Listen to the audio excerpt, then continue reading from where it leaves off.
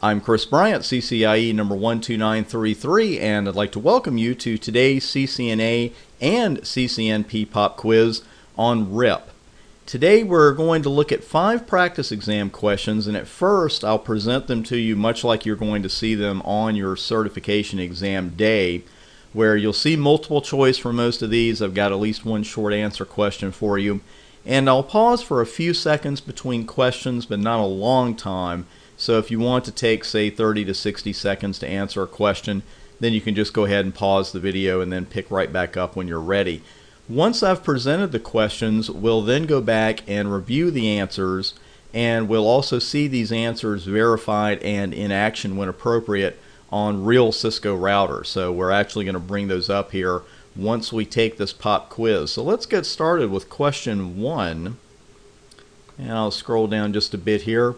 What is RIP's default for sending and accepting updates? And you can see your choices there, A, B, C, D, and E. This is one we really need to know right off the bat. You've really got to have this one down cold, because many networks hard-code it for version 2, sending and accepting, but there is an update default that we need to know about. So that's question 1. Let's move on to question 2, which is actually related to question 1. What command will verify the information that we just talked about in question 1, as well as other information regarding authentication of routing packets? And this is a good command to run for troubleshooting. It's really the first command you should run when you start working with troubleshooting in a network. Question 3, let's go up and take a look at that. When you're using the network command in RIP, what do you put in after the network number? What do you put in? Do you put nothing in, a subnet mask, a wildcard mask, the AS number, the process number? What follows the network number in the network command in RIP? We'll move on to question 4. Now in a RIP routing table, you see these numbers and these brackets in a route description. 120/2. What is the significance of each number? What do they mean? Just what are they? And no choices for this one. This is the kind of thing we do have to know out in the field and in the exam room. And we're going to move on to question 5 now. Let's scroll up and take a look at that. Which of these differs between RIP version 1 and 2?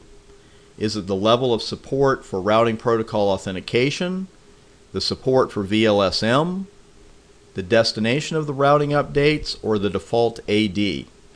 And of course, to answer this one, we have to know what AD is in the first place. So which differs between our 2 RIP versions?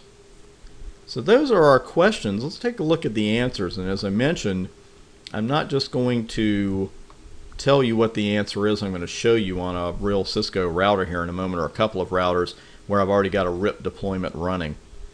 And the answers to question 1 and 2, they're kind of tied in. So we will actually see what that default is when we take a look at the command that I mentioned in question 2. And this is show IP protocols. I'm going to bring a Cisco router up now, where, as I mentioned, I've already got a RIP configuration running. And show IP protocols is the full command, and you can get a lot of great information right off the bat. And here you can see first off that we are running RIP. You see when the updates are due. You see the RIP timers that we should all be familiar with.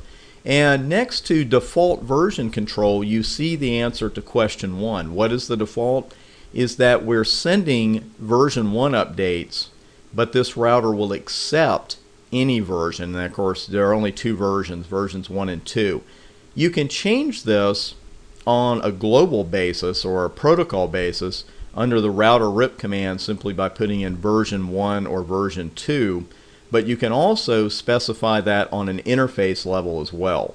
That's kind of specialized, but if you don't know how to do that, that's a good skill to look up before your exam. You can also see that automatic network summarization is in effect, so I did not disable that. See the maximum paths number, routing for networks, and the routing information sources. So those are the answers to questions 1 and 2. Let's take a look at question 3 again. When using the network command in RIP, what follows the network number, nothing does. And if you try to put something in, actually, I've seen 1 or 2 iOS versions over the years that actually let you put a mask in, but generally it's going to reject that and not allow you to put it in at all. And actually, I'll bring the router back up and we'll go into the RIP routing process, router RIP. And as I mentioned, we could hard code for version 1 or 2 with that command. But what we're going to do here is just illustrate what iOS help shows us.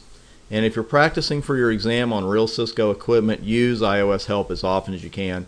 You'll pick up a lot of extra information that way. And this is something we're not used to, because the more you use Cisco, real Cisco routers and switches and the different iOS versions, we're used to seeing a lot of options, right? Every time we use iOS help, we're almost scared to use it because of all these options we're going to see. Well, here we don't have any. We just see the CR for carriage return. So that means that this command by itself is legal, but if we don't see any other options, that's because there aren't any. So I'll go ahead and bring that back down. So again, the answer here is nothing. You don't put anything after the network number. Now in a RIP routing table, you see these 2 numbers in a route description. Let me bring that router back up. And I want to show you a little trick here you may be familiar with. Now show IP route, you know that command. And that's going to give you the full routing table and also the full routing code table. And of course, for our exams, we've got to be really familiar with just about every type of route in that table. So this is a good one to run while you're practicing for your exams. And it's a good one to read in books, ebooks, however you're studying. But in the real world, you might get a little tired of running this particular command, because as you work with larger and larger production networks, and actually in your own home lab, as you add equipment, you're going to be adding networks, adding routes, running multiple protocols at one time, and maybe you just want to see, say, the RIP routes. So what you can do is run show IP route, and iOS help will illustrate here that we could put in any of these options. So if we just want to see, say, the border gateway protocol routes, and I know that's not in the CCNA curriculum, but that's just an example, we could just put BGP there. Well, what we could do here is run show IP route RIP, and we're only going to see the routes that RIP discovered. So that's a good little trick to know for the real world and for the exam. Those 2 numbers, the first one is the administrative distance, and that is a measurement of a protocol's believability. The second number is the metric for RIP, which is strictly hop count. It's this many hops to get to this particular network. So again, the first number is AD, the second one is the metric for the route. And then finally, we were just talking about AD a moment ago. Which of these differs between RIP version 1 and RIP version 2? The first 3 all do. Because RIP version 2 supports routing protocol update authentication, but version 1 does not. RIP version 2 supports VLSM, RIP version 1 does not.